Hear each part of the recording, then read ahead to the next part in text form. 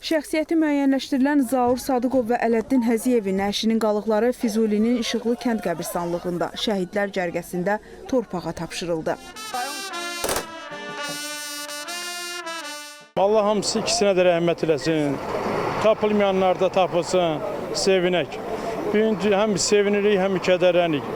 Şükür bu günümüzə ki, tapıldı, gözümüz yığıldı. Mən də həmin postda dururdum. Bir axşam o düşürdü, bir axşam mən düşürdüm, belə deyim də. Yəni belə bölünmüşdü.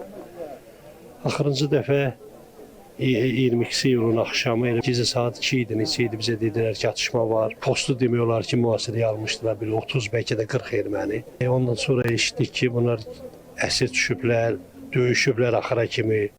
Birinci Qarabağ müharibəsinin itkin şəhidi Rafiq Cəfərovun nəşinin qalıqları da Füzuli rayonunda ailəsinə təhvil verildi. Vida mərasimindən sonra şəhidin nəşinin qalıqları Əbdürrəhmanlı kənd qəbirstanlığında torpağa tapşırıldı. O da 1993-cü ildə Füzulinin Cuvarlı kəndi istiqamətində itkin düşüb. Rəşidə Zülfüqarova, Elgün Qəmbərov, Günel Habil qızı, ASTV xəbər.